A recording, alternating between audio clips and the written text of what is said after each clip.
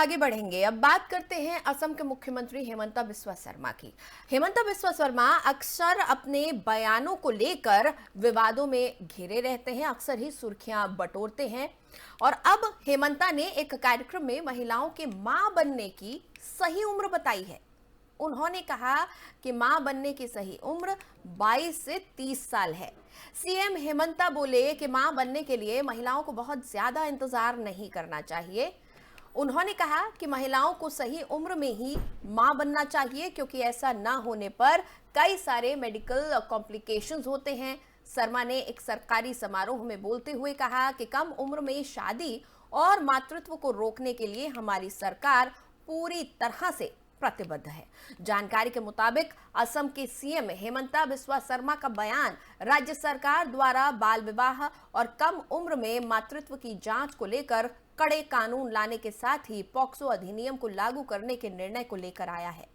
असम के सीएम हेमंता बिस्वा शर्मा ने कहा कि अगले 5 महीनों में ऐसे हजारों लोगों को गिरफ्तार किया जाएगा, क्योंकि 14 साल से कम उम्र की लड़की के साथ संबंध बनाना अपराध है, भले ही वो कानूनी रूप से पति ही क्यों ना हो।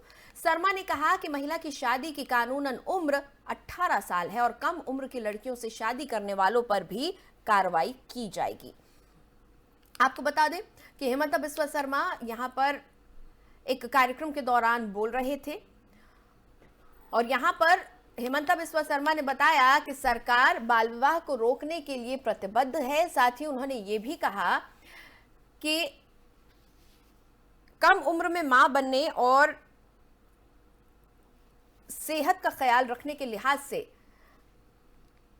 जननियों की सेहत का ख्याल रखने के लिहाज से सरकार पूरी तरह से प्रतिबद्ध है और बहुत जल्द बाल विवाह से जुड़े हुए तमाम मामलों को रोक दिया जाएगा। ऐसे दूल्हों पर पॉक्सो एक्ट लगाया जाएगा जो कि कम उम्र की लड़कियों से शादी रचाते हैं या फिर संबंध बनाते हैं, भले ही वो कानूनन रूप से पति ही क्यों ना हो।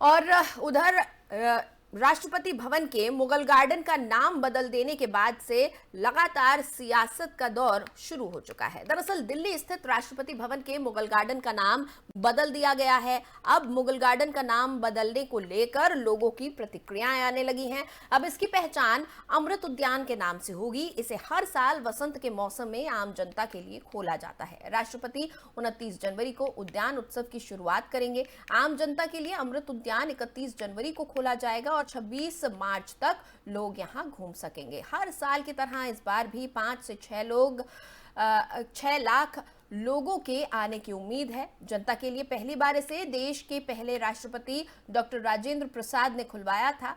यहां ब्रिटिश और मुगल दोनों के गार्डन की झलक मिलती है। राष्ट्रपति भवन बनाने वाले आर्किटेक्ट एडविन लुटियंस ने इसे बनाया था। आपको बता दें कि मुगल गार्डन में आने वाले लोगों की सुविधा के लिए कई बदलाव भी किए गए हैं। सभी पौधों के पास QR कोड लगाया जाएगा। अगर कोई भी इसे स्कैन करेगा तो उसे पौधे से जुड़ी सारी जानकारी मिल जाएंगी। इसके साथ ही 20 प्रोफेशनल भी तैनात किए जाएंगे जो लोगों को गार्डन के बारे में जानकारियां देंगे। अमृत उद्यान 15 एकड़ में फैला है। इसमें 138 तरह के गुलाब, 10,000 से ज्यादा ट्यूलिप बल्ब और 70 अलग अलग प्रजातियों के लगभग 5,000 मौसमी फूलों की प्रजातियां हैं।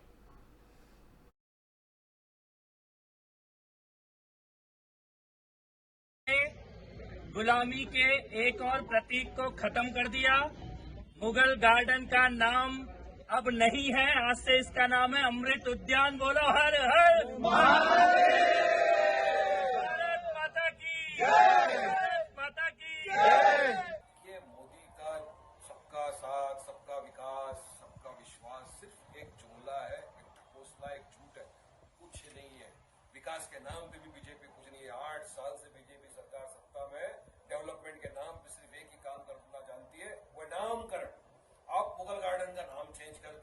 अरे क्या नाम चेंज करने से देश का जो युवा बेरोजगार घूम रहा है, क्या उसको रोजगार मिल जाएगा? क्या ये जो पेट्रोल डीजल गैस के भाव इतने बढ़ते जा रहे हैं, क्या वो कम हो जाएगी? नहीं होएगा ना। मगर बीजेपी असल मुद्दों से ध्यान भटकाने के लिए सिर्फ नामकरण की सियासत पे आ गए। अभी इसी तरह उन्होंने मुंबई के अंदर मलाड में एक गार्डन था, टीपू सुल्तान गार्डन, परसों से था, उनका नाम चेंज करना चाहते हैं। क्यों भाई? हम बताते हैं कि हम टीपू सुल्तान की तारीफ क्यों करते हैं। टीपू सुल्तान एक बहादुर रूलर थे। जब हिस्ट्री समझिए आप, जब 1947 जब सबसे पहला संविधान लिखा गया डॉक्टर बाबा साहेब अम्बेडकर का, उस वक्त वहां पर मौजूद थे पंडित जवाहरलाल नेहरू, अबुल कलाम थे, सरदार पटेल थे, श्यामा प्रकाश मुखर्जी थे। सबके सामने संविधान बना, सबने संविधान पे साइन किया, और जिस संविधान पे साइन किया उसमें काफी लोगों के फोटो थे, जिसके अंदर एक फोटो टीपू सुल्तान का भी था। अब इतने बड़े लोगों ने साइन किया टीपू सुल्तान साहब के फोटो पर, अभी फिर भी उसका नाम मिटाना। अरे टीपू सुल्तान वो थे जो ब्रिटिशरों से लड़े। भारत सरकार।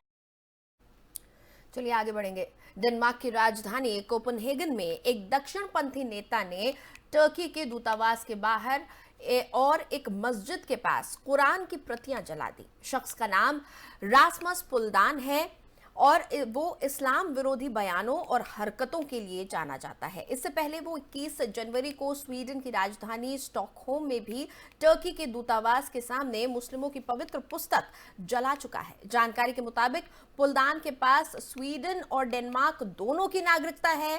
पुलदान के पास पुलिस की सुरक्षा भी है।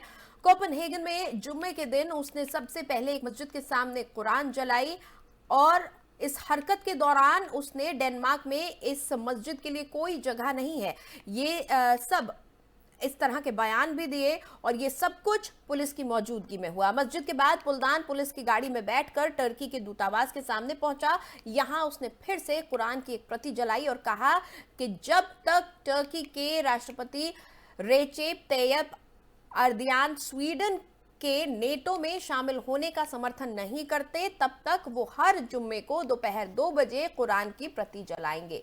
इस घटना के बाद टर्की बौखलाया हुआ है। यहां डेनमार्क के राजदूत को विदेश मंत्रालय में तलब किया गया। टर्की के अधिकारियों ने इस घटना की निंदा कर इसे स्पष्ट रूप से हेट क्राइम बताया। टर्की का कहना है कि डेनमार्क में इस तरह के विरोध प्रदर्शन करने की इजाजत नहीं होनी चाहिए। इससे पहले जब स्वीडन में पुलदान ने कुरान जलाई थी, तब भी टर्की के राष्ट्रपति अर्दोआन ने स्वीडन को चेतावनी दी थी। पुलदान की इस हरकत का विरोध पाकिस्तान, इराक, मलेशिया और लेबनान जैसे ऐसे कई मुसलमान देशों ने किया है। संयुक्त राष्ट्र भी स्वीडन में हुई इस घटना को मुसलमानों के प्रति नफरत बढ़ाने का जरिया बता चुका है। इससे पहले 23 जनवरी को नीदरलैंड में भी कुरान जलाने की घटना सामने आई थी।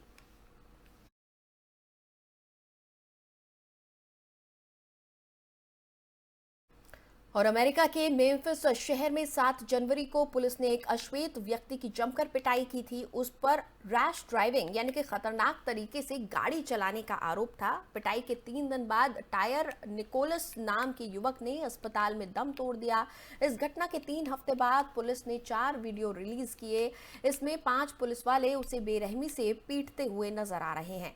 27 जनवरी देर शाम जारी वीडियोज में पुलिस वाले टायर निकोलस को सेकेंड डिग्री टॉर्चर कर रहे हैं। उसे लात घूंसों और लाठियों से पीट रहे हैं और उसके बाद उसे टेजर गन से इलेक्ट्रिक शॉक दिया गया। राष्ट्रपति जो बाइडेन ने कहा कि वीडियो देखकर उन्हें गहरा दुख पहुंचा है। उन्होंने मामले की गंभीरता से जांच के आदेश भी दिए। इधर आरोपी पुलिस वालों को बर्खास्त करने और उन पर हत्या का मामला दर्ज किए जाने की बात भी सामने आई है। पहले वीडियो में निकोलस को गाड़ी से खींचकर पुलिस जमीन पर पटकती हुई नजर आ रही है और ये तमाम वीडियोस पुलिस विभाग द्वारा ही जारी किए गए हैं।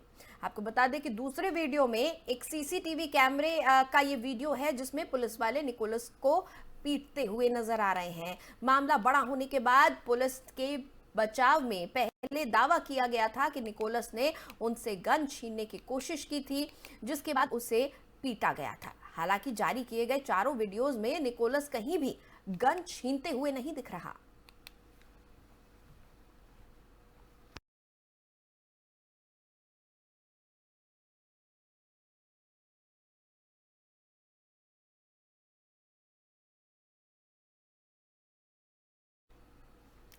और इजराइल में बीते रोज यानी कि 28 जनवरी को एक बार फिर हमला हुआ है, जिसमें 2 लोग घायल हुए हैं। इसके साथ ही हमलावर भी ढेर हो गए हैं। घटना की सूचना मिलते ही पुलिस ने घेराबंदी कर हमलावरों को मार गिराया।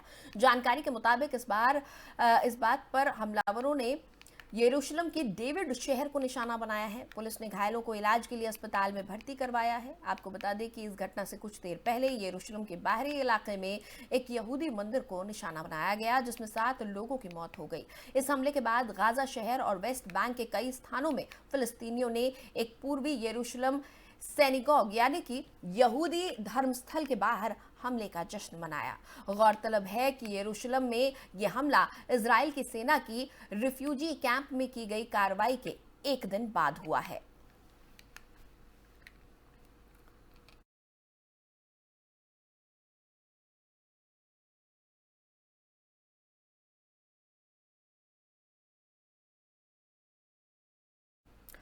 और चलिए अब बात एक बार समाजवादी पार्टी अध्यक्ष अखिलेश यादव की कर लेते हैं, जिन्होंने सत्ताधारी पार्टी बीजेपी को लेकर बड़ा बयान दिया है। उन्होंने कहा कि भारतीय जनता पार्टी के लोग हम सबको शूद्र मानते हैं, हम उनकी नजर में शूद्र से ज्यादा कुछ भी नहीं है। अखिलेश ने कहा कि बीजेपी को ये तकलीफ है कि हम संत महात्माओं से आशीर्वाद लेने क्यों जा रहे हैं। अखिलेश यादव ने कहा कि बीजेपी ने यहाँ गुंडे भेजे थे, बीजेपी धर्म के ठेकेदार नहीं हो सकती है। कुछ भी हो सकता है व्यवहार, किसी के साथ भी कोई व्यवहार हो सकता है, याद रखिए। ये बीजेपी के लोग हैं, क्योंकि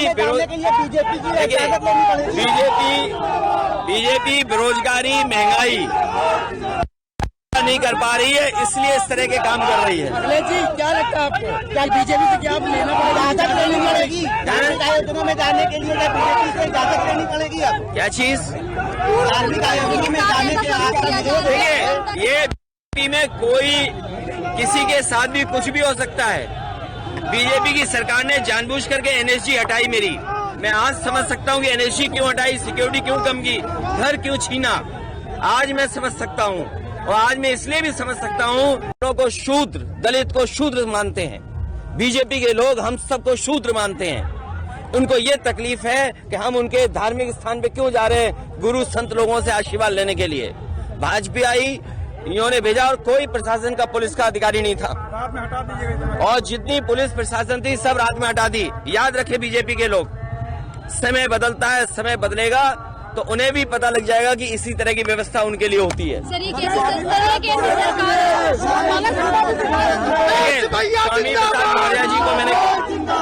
स्वामी प्रसाद मौर्य जी को मैंने कहा है कि जाति जनगणना के आंदोलन में आगे बढ़े। जो पूर्व मंत्री के साथ ऐसा व्यवहार, अभी आप खड़े हो। फिलहाल इतना ही, मुझे दें इजाजत। खबरों के लिए बने रहिए FM न्यूज के साथ।